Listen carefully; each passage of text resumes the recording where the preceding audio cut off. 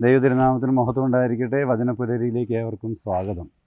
പലപ്പോഴും ഞാൻ മനുഷ്യരോട് ചോദിക്കാറുണ്ട്, നിങ്ങൾ എന്തിനാണ് ജീവിക്കുന്നത്? അവരുടെ മറുപടി വളരെ രസകരമാണ്.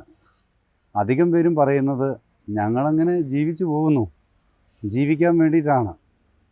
സത്യത്തിൽ നമുക്ക് എങ്ങനെയാണ് ജീവിക്കാൻ പറ്റുക? അതിനുള്ള കഷ്ടപ്പാടാണ് ഓരോ ദിവസവും ഞങ്ങൾ അനുഭവിക്കുന്നത്.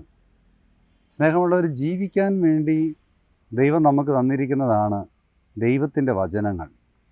യോഹന്നാൻ സുവിശേഷം 17-ാം അധ്യായം 3, ഏക സത്യദൈവമായ അവിടത്തെയും അവിടെ നിന്ന് അയച്ച യേശുക്രിസ്തുവിനെയും അറിയുക എന്നതാണ് നിത്യജീവൻ.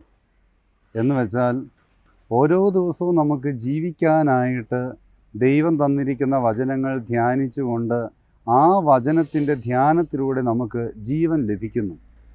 യോഹന്നാൻ സുവിശേഷം 1-ൽ പറയുന്നത് ഇങ്ങനെയാണ്: 1 തൊട്ട വചനത്തിൽ, ആ വചനത്തിൽ ജീവനുണ്ടായിരുന്നു.